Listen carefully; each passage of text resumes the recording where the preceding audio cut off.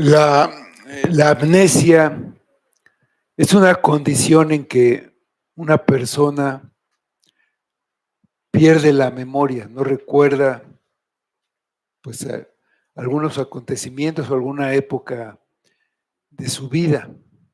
Y esto puede ser pues muy molesto, muy eh, extraño, desubica a la persona y necesita recuperar la memoria.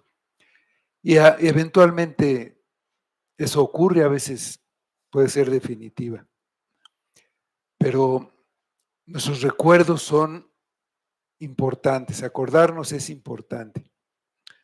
Hubo un hombre joven que le dijo a su padre: Padre, dame lo que me toca de herencia ahora. Y el padre le repartió la herencia. El hijo se fue a un lugar apartado y comenzó a malgastar esta herencia. La gastó en sus placeres, en pecar, y pues se quedó sin nada. Entonces tuvo que ver qué hacía para sobrevivir, tuvo que trabajar, no conseguía trabajo y terminó trabajando cuidando cerdos. Los cerdos se volvieron sus compañeros, su cama era junto a los cerdos, sus amigos eran los cerdos. Comía lo mismo que los cerdos. No sabemos cuánto tiempo pasó, pero un día se acordó de su padre y dijo: en casa de mi padre, el más humilde de los trabajadores de él, pues vive mucho mejor que yo aquí. Y entonces tomó acción y fue con su padre y fue restaurado. Entonces es bueno cuando nos acordamos, cuando recordamos, pero no cuando se queda nada más, me acordé y ya, sino que ese recuerdo nos lleva a la acción. Entonces vamos a la segunda carta a Timoteo, capítulo 2, versículos 8 a 13, donde se nos dice que hay algo de lo que tenemos que acordarnos, que necesitamos acordarnos, que necesitamos tener presente. Dice así la palabra de Dios: acuérdate de Jesucristo, del linaje de David, resucitado de los muertos conforme a mi evangelio, en el cual sufro penalidades, hasta prisiones a modo de malhechor. Mas la palabra de Dios no está presa. Por tanto, todo lo soporto por amor de los escogidos, para que ellos también obtengan la salvación que es en Cristo Jesús con gloria eterna. Palabra fiel es esta: si somos muertos con Él, también viviremos con Él. Si sufrimos, también reinaremos con Él. Si le negáremos, Él también nos negará. Si fuéramos infieles, Él permanece fiel. Él no puede negarse a sí mismo. Vamos a orar. Amado Padre, te damos gracias por tu palabra. Gracias por Jesucristo. Gracias por traerlo a nuestro recuerdo. Y pedimos que no se quede ahí, sino que lo que vamos a escuchar, tu palabra, tu enseñanza, tu mensaje, nos lleve a apropiarlo, a hacerlo de nosotros, hacer esta realidad en nuestra vida, que Cristo está en nuestra mente y en nuestro corazón. Ayúdanos, Padre, ayuda a tu iglesia, ayúdanos a cada uno, que todo sea solamente para tu gloria, lo pedimos en el nombre de Cristo. Amén. En esta carta, que equivale al testamento de Pablo, el apóstol le hace varios encargos muy solemnes y muy fuertes a Timoteo, encargos que son aplicables a todos nosotros. El primero es que soporte las aflicciones, incluyendo el maltrato a causa del Evangelio. Para hacerlo, debe avivar el don que recibió. Así podrá testificar de Cristo, del Evangelio, sin avergonzarse. El segundo encargo es que se aferre al Señor Jesucristo, porque es su única esperanza.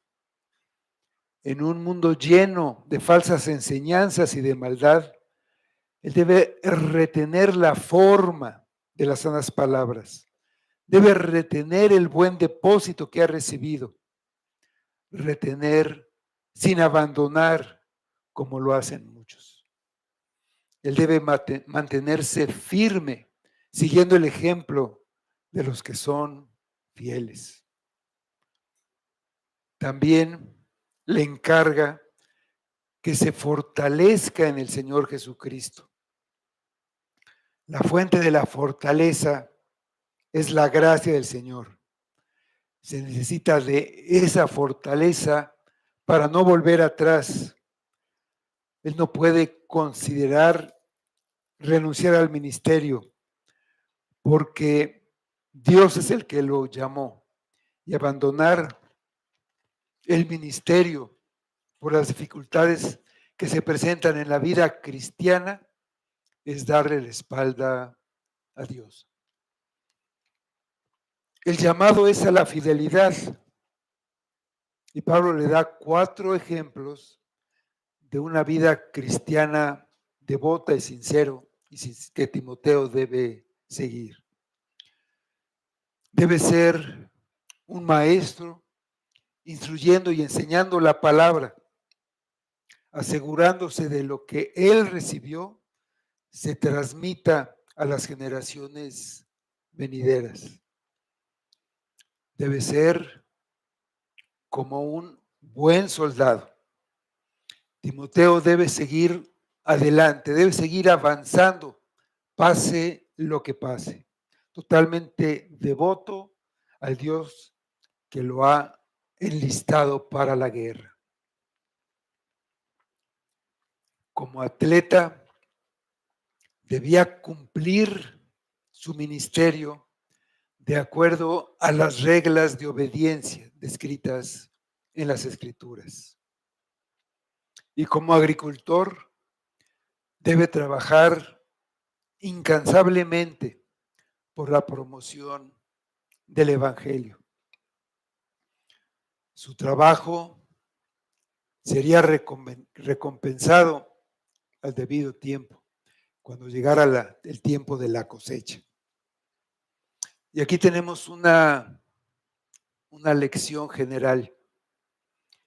Nada que es verdaderamente valioso es fácil de obtener.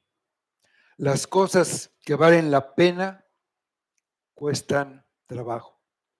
Si no, cualquiera las haría. Ningún soldado, atleta o labrador puede esperar resultados sin trabajar o sin sufrir. Ningún ministro ni ningún cristiano puede esperar una vida fácil. Pablo insiste al joven ministro que debe estar dispuesto a sufrir todo tipo de dificultades y tribulaciones para ser fiel al llamado de Dios. Pablo era un ejemplo de lo que decía, y Timoteo necesitaba adoptar esa misma disposición, como todos los cristianos que deben ver esta vida con esa misma resolución. ahora le hace otro importante encargo. Versículo 8. Acuérdate de Jesucristo, del linaje de David, resucitado de los muertos, conforme a mi evangelio. Acordarse aquí es mucho más que recordar. Somos propensos a olvidar cosas con el paso del tiempo. Y de repente, como le sucedió a aquel hombre en la granja de los cerdos, nos vienen a la cabeza, nos acordamos.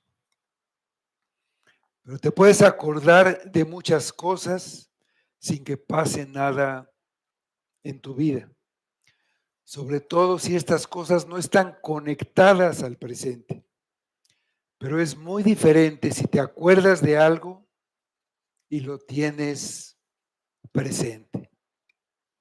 Entonces Pablo no estaba pensando que Timoteo o que algún cristiano verdadero se pueda olvidar de Jesucristo.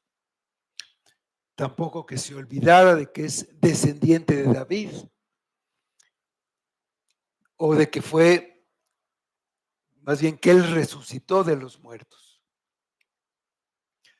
Lo que sí tenía necesidad de recordar, tener presente en su mente, en su corazón y en su vida a aquel que había resucitado, la fuente de todo bien y proveedor de todas sus necesidades.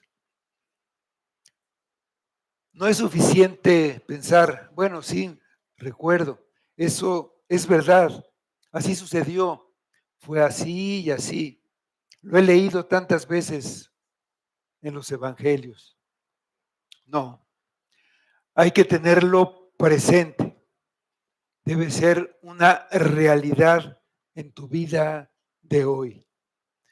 Debe marcar tu vida y hacerla diferente. Así era con Pablo. Estas verdades habían transformado su vida. Y eran una realidad tan grande para él que el estar preso, el dolor y hasta la amenaza de morir no pudieron quitarle su determinación ni afectar su ánimo ni su serenidad. La manera de reaccionar de Pablo en esas circunstancias solo se explica por el hecho de que la resurrección de Cristo era parte de la realidad de su vida presente. Por eso pudo y quiso padecer por el Evangelio y soportar prisiones como un malhechor. Todo cristiano tiene que pasar por lo que él considera tribulaciones. Y tarde o temprano, cuando esas tribulaciones sean grandes, recordará a Jesucristo. Él no es el primero ni el que más sufre en este mundo, aunque hay ocasiones en que lo puede pensar y él así lo vea. Hay uno que ha pasado por dolores, angustias y humillaciones que las de los otros hombres quedan en nada. Y él dijo a los que desean ser discípulos que deben seguirlo en el camino del sufrimiento. Dijo Pedro en su carta, 1 de Pedro 2:21. Pues para esto fuisteis llamados, porque también Cristo padeció por nosotros, dejándonos ejemplo para que sigáis sus pisadas. Aquí en este versículo, Pablo usa el título de Jesucristo.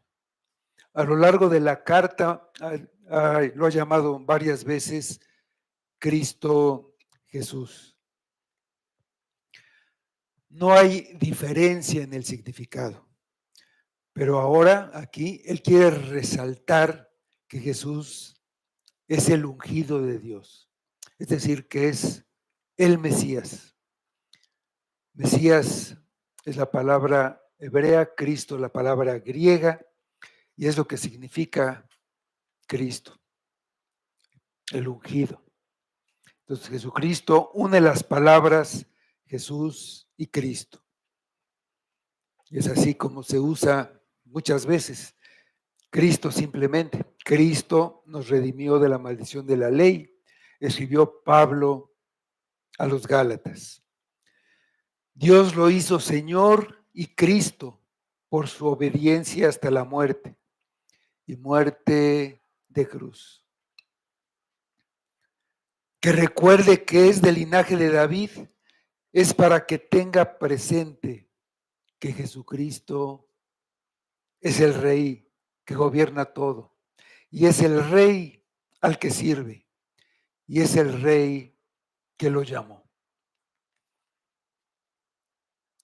El Señor Jesús murió específicamente por nuestros pecados.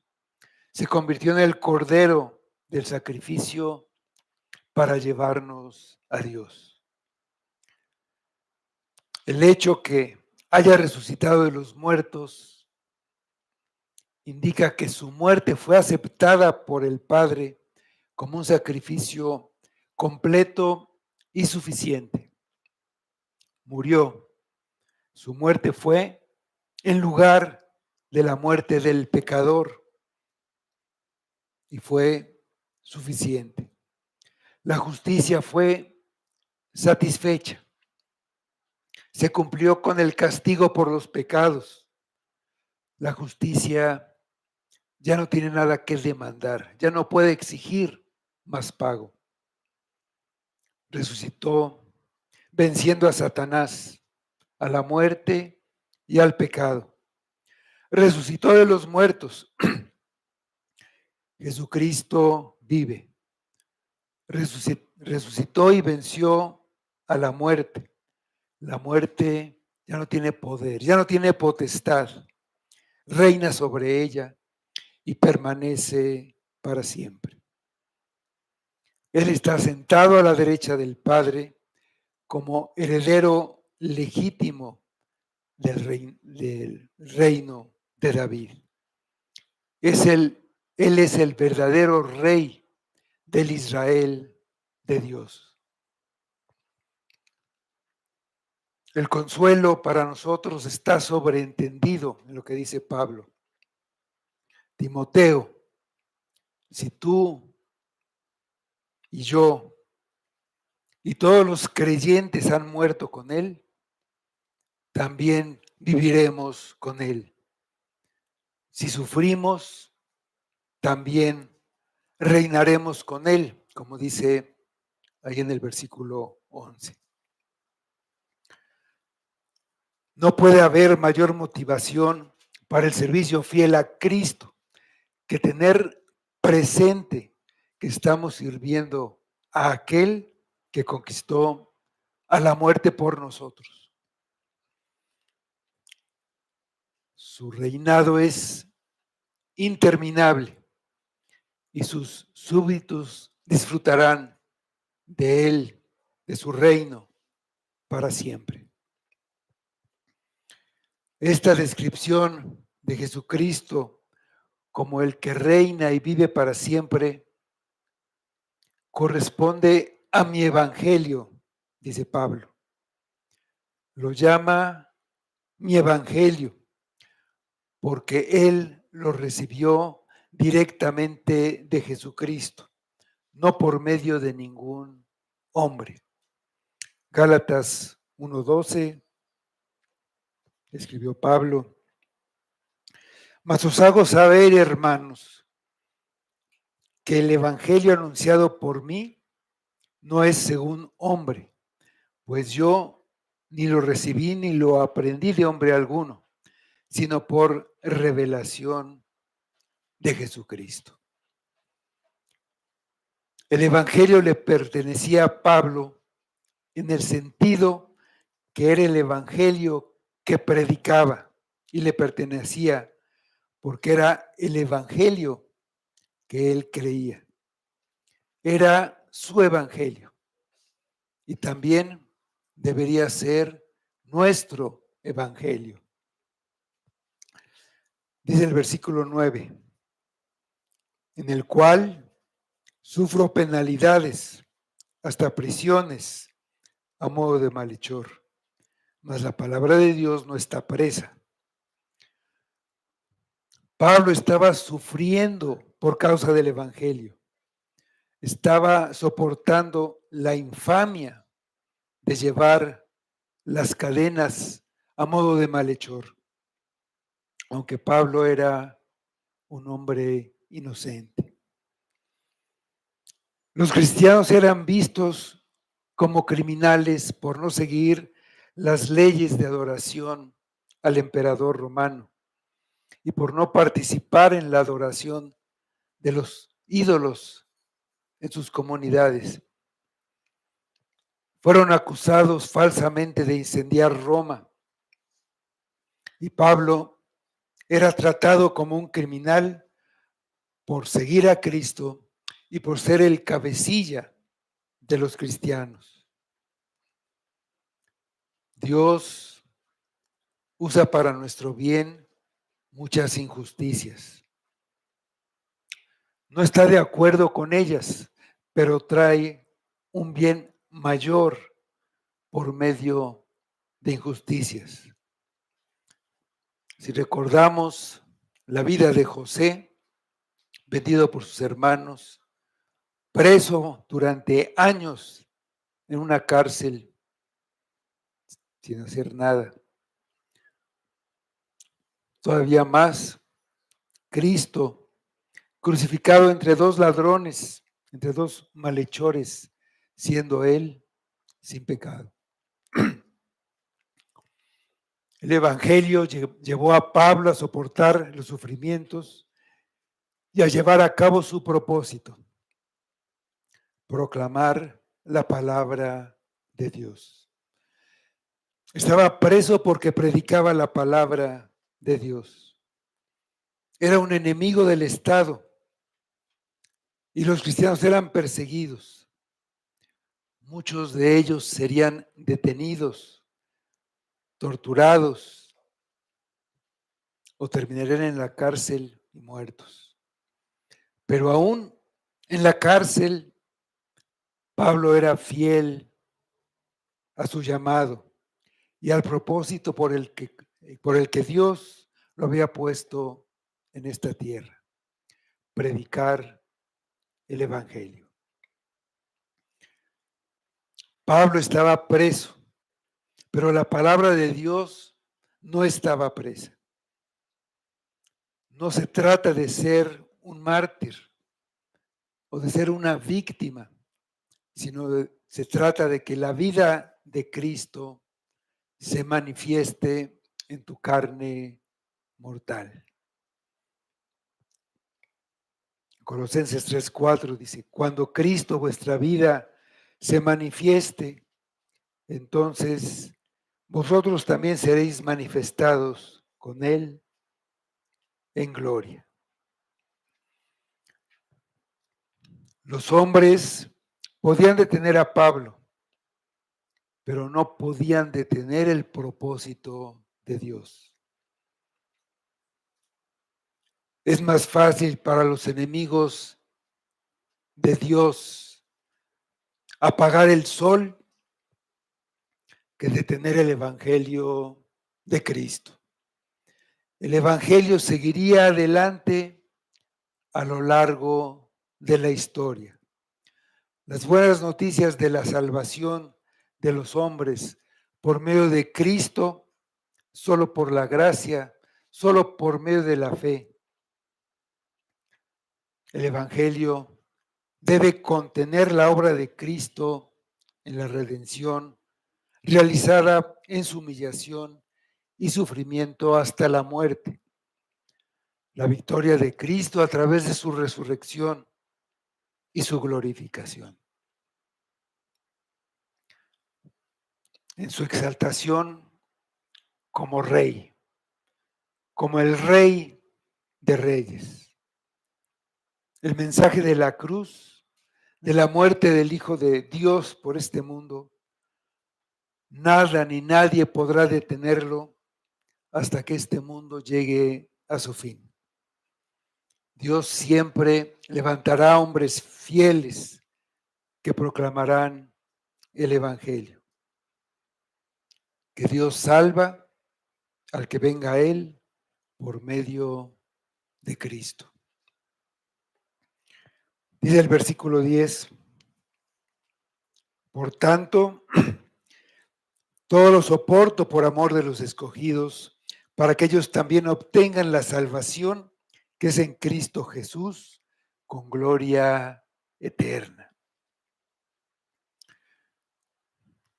Como la palabra de Dios no está presa, Pablo persevera sin importar las penalidades que le vengan. No tiene temor y con fe sigue dando testimonio en medio de las más amargas pruebas.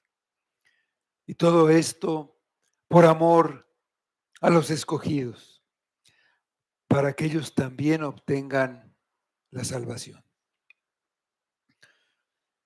Solamente Dios sabe quiénes son los que van a ser salvos. Pero eso no nos exime a nosotros de predicar. Por el contrario, lo hace esencial.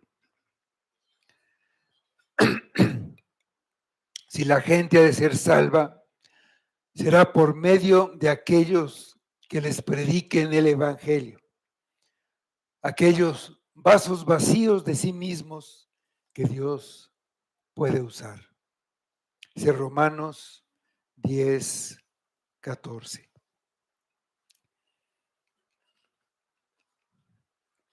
¿Cómo pues invocarán a aquel en el cual no han creído? ¿Y cómo creerán en aquel de quien no han oído? ¿Y cómo oirán sin haber quien les predique? Pablo está en un calabozo, pero no se desespera.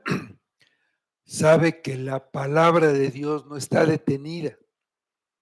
También sabe que nunca regresa vacía y hará aquello por la que Dios le envió.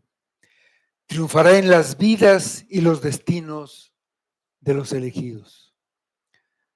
Estos elegidos son las personas en quienes Dios puso su amor particular desde la eternidad, desde antes de la creación del mundo. Son pecadores débiles y necesitados a los que Dios les otorga su favor. No lo merecen y no lo tendrían si no fuera porque Dios les otorgó la gracia de la salvación. Y eso los hace diferentes. No son escogidos por su carácter sin mancha. Son escogidos para que sean sin mancha y sin arruga delante de Él. A los que le amaron, porque Él los amó primero. Es una elección soberana de la gracia de Dios. Elegidos no por una bondad o una fe prevista, sino porque Dios así lo quiso, por el simple afecto de su voluntad. No fue la bondad del hombre lo que provocó la elección. La elección es lo que provocó la fe en el hombre. Dice Efesios 1 del 3 al 5. Bendito sea el Dios y Padre de nuestro Señor Jesucristo, que nos bendijo con toda bendición espiritual en los lugares celestiales en Cristo, según nos escogió en Él antes de la fundación del mundo, para que fuésemos santos y sin mancha delante de Él, en amor, habiéndonos predestinados para ser adoptados hijos suyos por medio de Jesucristo, según el puro afecto de su voluntad. Pablo soportó todas las pruebas por amor a aquellos que son de Cristo, a los que Cristo ama, por su amor al Evangelio. Él la soporta, persevera bajo la pesada carga, tiene el valor de cargarla y continuar llevándola, aun cuando todo parece estar en su contra. Soportar significa más que no quejarse, significa más que resignación, significa seguir adelante, creyendo, testificando, exhortando, aun cuando la carga bajo la cual está al viajar por este sendero de la vida se haya puesto muy, pero muy pesada. Soporta todas las cosas como lo hizo Cristo a causa de los elegidos. La carga es pesada, pero la recompensa vale la pena. Es mayor. Dice Colosenses 1:24. Ahora me gozo en lo que padezco por vosotros y cumplo en mi carne lo que falta de las aflicciones de Cristo por su cuerpo, que es la iglesia. Los elegidos serán preservados en la fe por medio de la palabra que Timoteo hizo que siguiera adelante, que no se detuviera. Esa palabra que transmitió fielmente a los que seguían de él. El ánimo está en Cristo. Dice el versículo 11 y 12. Palabra fiel es esta. Si somos muertos con Él, también viviremos con Él. Si sufrimos, también reinaremos con Él. Si le negaremos, Él también nos negará. La palabra fiel es aquella en la que se puede confiar. Pablo está completamente seguro de que la verdad que está a punto de compartir es esta palabra fiel.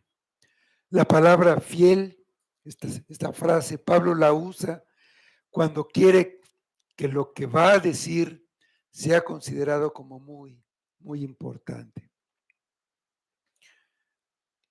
Algunos opinan que esta cita que leímos era parte de un himno primitivo. Está siguiendo la idea de lo que estaba diciendo antes. Permaneceremos fieles a nuestro Señor hasta la muerte. El llamado a la fidelidad al Evangelio incluye la disposición a morir por Jesús. El apóstol dice que los creyentes deben estar conscientes de un sufrimiento que podría llevarlos a morir como mártires. En nuestro tiempo y en nuestras circunstancias no es probable que se presente algo así, aunque es posible. Las circunstancias cambian o pueden cambiar en un instante, de un momento a otro. Un golpe de estado, un cambio así, puede llevar a llevar a circunstancias que exijan una respuesta así. Sin embargo, si hay una muerte a la que está llamado todo creyente, la muerte a uno mismo, la muerte al mundo y la muerte al pecado. Entonces no es necesariamente la muerte física, pero es morir, renunciar a nuestra vida, a una vida dedicada a nosotros mismos y gobernada por nosotros mismos. Cristo dijo que el que quiera salvar su vida, la perderá. Y el que la pierda por su causa y por el Evangelio, la salvará. Pues morimos para vivir para Cristo. Segunda de Corintios 4, del 10 al 12.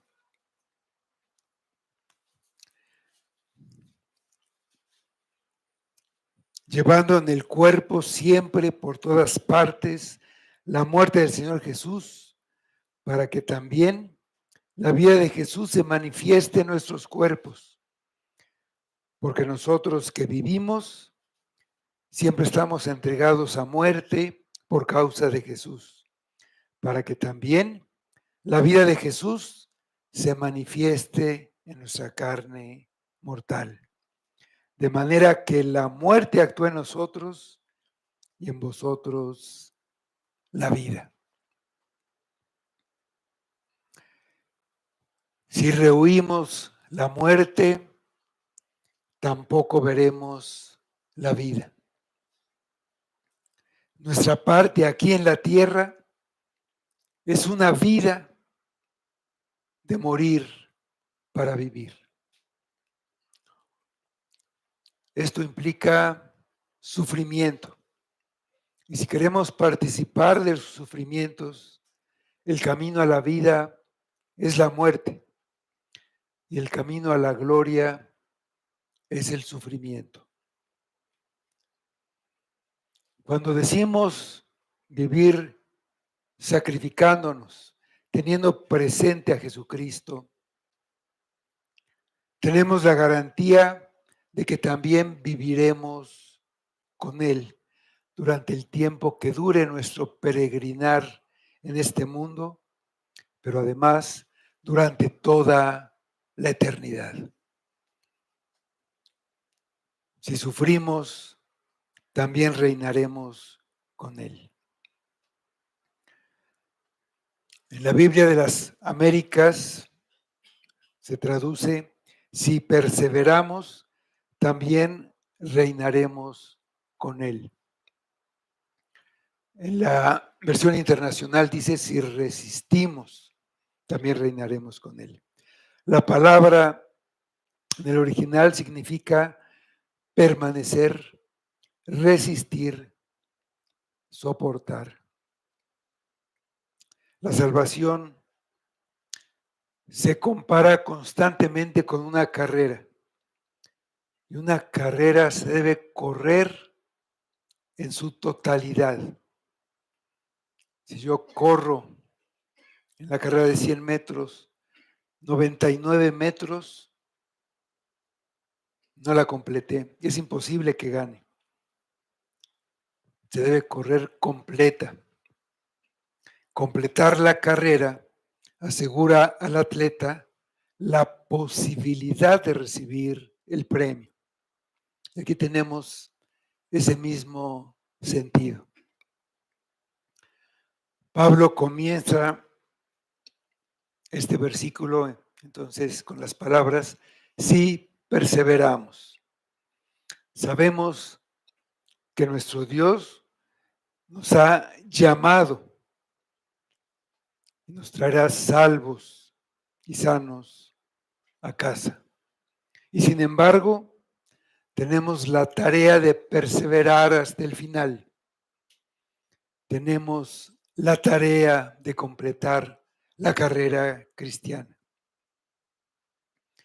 Y esto solo es posible recordando a Jesús. En otras palabras, enfocándonos en lo que Él ha hecho. Al vencedor se le promete una recompensa. Nuestra versícula dice que el cristiano que persevera reinará con Cristo por la eternidad. Vamos a ver lo que dice Apocalipsis 3:21. Dice, al que venciere, le daré que se siente conmigo en mi trono, así como yo he vencido y me he sentado con mi Padre en su trono. En el otro lado de las promesas dadas a los fieles como un aliciente para perseverar hasta el fin, también se da la seguridad del rechazo eterno para los que niegan a Cristo en esta vida. Si le negáremos, Él también nos negará. Conservar la vida dándole la espalda a Cristo y al Evangelio es el camino de perdición para muchos. Podemos salvar nuestra vida negando a Cristo. En aquel tiempo, en el tiempo de Pablo, con solo adorar la figura del emperador, inclinarse ante ella, salvaba la vida. Pero Cristo dijo, Mateo 10:33, y a cualquiera que me niegue delante de los hombres, yo también le negaré delante de mí, de mi Padre que está en los cielos.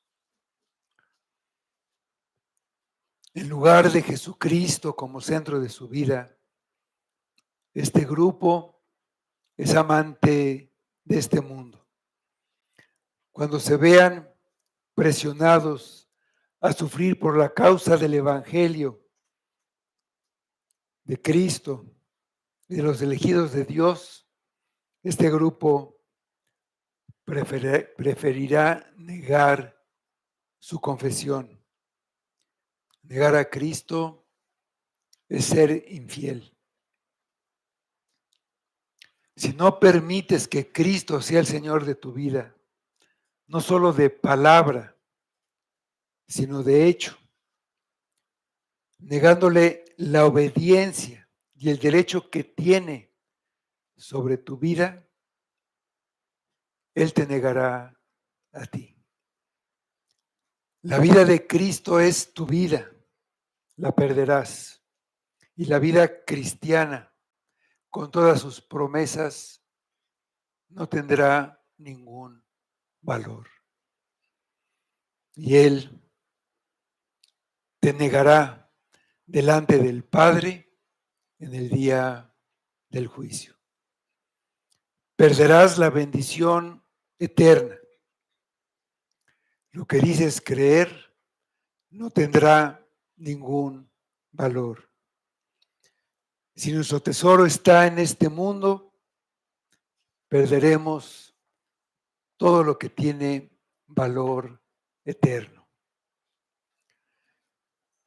Esta negación de la que se habla aquí no es una negación temporal, como la que hizo Pedro, por ejemplo, de la que hubo un arrepentimiento.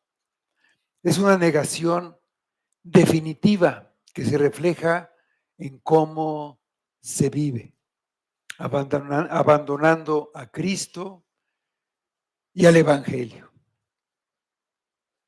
Dice el versículo 13, si fuéramos infieles, Él permanece fiel.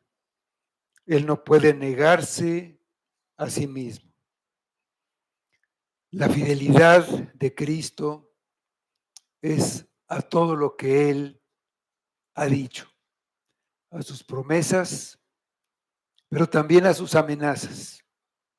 Si Cristo no permaneciera fiel a la verdad de su palabra, se estaría negando a sí mismo, porque Él es la verdad.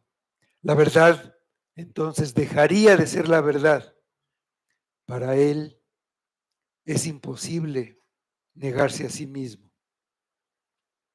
Si fuera posible, ya no sería Dios. Algunos han interpretado este versículo en el sentido de que la fidelidad de Cristo es hacia con los infieles, de manera que perdonará a los infieles de todas maneras, porque Él permanece fiel, aunque nosotros seamos infieles. Pero el versículo no puede significar, si somos infieles y lo negamos, Él, permaneciendo fiel a su promesa, nos dará la vida eterna. Este punto de vista viola todas las reglas de interpretación y del contexto del versículo. En el versículo, la promesa de negación eterna se pronuncia contra aquellos que voluntariamente niegan a Cristo para su autopreservación. Entonces no podemos interpretar este versículo para rechazar lo que se acaba de exponer. Este versículo no nos excusa de negar a Cristo para no tener que sufrir o para obtener algún beneficio personal. Si somos infieles, Cristo permanece fiel para ejecutar el juicio. No puede aceptar como suyo a alguien que sea amante de este mundo. El que no carga su cruz no puede ser su discípulo. Como juez justo, tiene que actuar de acuerdo con su justicia divina. No puede negarse a sí mismo. Él es fiel a su palabra y a su justicia. No te engañes pensando que puedes llevar una vida que con la boca profesa a Cristo y en los hechos está dedicada a tu propia causa, a tu propio reino y no al de Cristo. No se puede amar a este mundo y esperar la vida eterna. La fidelidad trae grandes promesas. La infidelidad, serias amenazas. Haz de Jesucristo, según el Evangelio, el centro de tu peregrinación por este mundo. Está dispuesto a entregar todo, a morir a ti mismo para vivir para Él. Y serás bienvenido en el reino de gloria. Dice Gálatas 2:20. Con Cristo estoy juntamente crucificado y ya no vivo yo, mas vive Cristo en mí. Y lo que ahora vivo en la carne, lo vivo en la fe del Hijo de Dios, el cual me amó y se entregó a sí mismo por mí. Acuérdate de Jesucristo, resucitado de entre los muertos, del linaje de David, como se predica en el Evangelio.